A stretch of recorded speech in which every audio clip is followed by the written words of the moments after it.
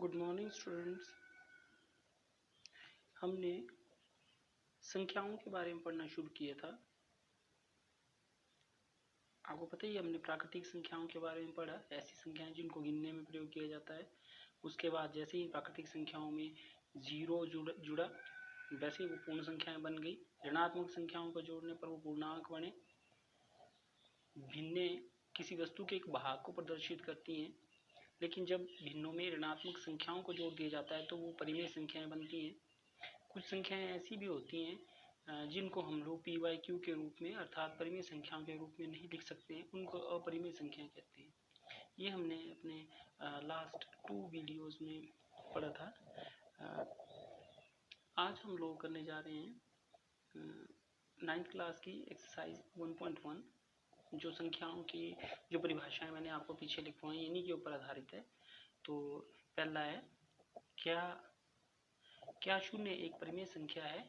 क्या इसे आप पी वाई क्यू के रूप में लिख सकते हैं, जहां पी और क्यू पूर्णांक हैं और क्यू जो है वो शून्य के बराबर नहीं है। आप बिल्कुल सही ढंग से देख रहे हैं यहाँ कि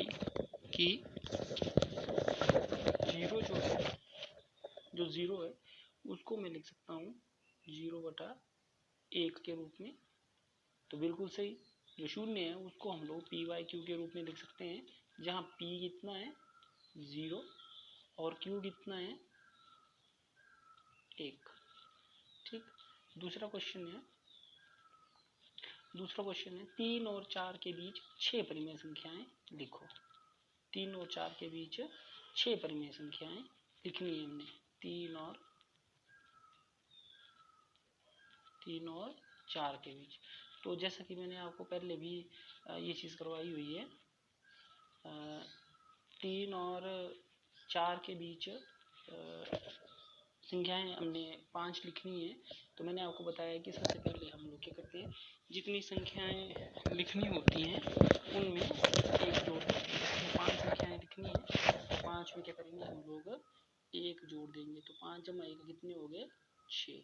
अब इस 6 से हमने दोनों संख्याओं को भाग करना होता है और 6 से हमने गुणा करनी होती है। तो जैसे 3 को 6 से गुणा करूंगा 6 से भाग, इसी तरह से 4 को 6 से गुणा करूंगा 6 से भाग। तो अब देखेंगे ये हो गया 18/6 और ये हो गया 24/6। ठीक है। तो 18/6 और दूसरा है 24/6। तो आप देखेंगे कि 18 के बाद हमारे पास आ जाएगा 19/6, 20/6, 21/6, 22/6, 23/6। तो कुल मिला के हमारे पास ये 5 जो संख्याएं हैं वो आ गई। ठीक है, समझ गई बात आप। ये 22, ठीक है, ये 22। तो इस तरीके से हम लोग परिमेय संख्याओं को लिख सकते हैं। जो दूसरा क्वेश्चन है, वैसे ये 8th क्लास के क्वेश्चन है, 3/5 और 4/5 के बीच पर 5 परिमेय संख्याएं लिखनी है। तो सबसे पहले आप लिखेंगे लिखे जाने वाली परिमेय संख्याओं की संख्या बराबर है 5। तो 5 में एक जोड़ेंगे कितने हो गए 6। तो 3/5 को 6 से गुणा करना, 6 से भाग करना, जो आ जाएगा 18/30। 4/5 को भी 6 से गुणा करना, 6 से भाग करना, जो हो जाएगा 24/30। फिर 18 और 24 के बीच में आप संख्याएं लिखना शुरू करेंगे। जो दूसरा क्वेश्चन है इसी का, उसमें दिया है नीचे दिए गए कथन सत्य हैं या असत्य, कारण सहित अपने उत्तर दीजिए। प्रत्येक प्राकृतिक संख्या एक पूर्ण संख्या होती है। प्रत्येक प्राकृतिक संख्या एक पूर्ण संख्या होती है। हम जानते हैं प्राकृतिक संख्याएं 1, 2, 3, 4, 5, 6 से शुरू होती हैं, जबकि पूर्ण संख्याएं कहाँ से शुरू होती हैं, शून्य से। अर्थात एक शून्य एक ऐसी पूर्ण संख्या है जो प्राकृतिक संख्या नहीं है, इसलिए ये क्या हुआ, फॉल्स, असत्य।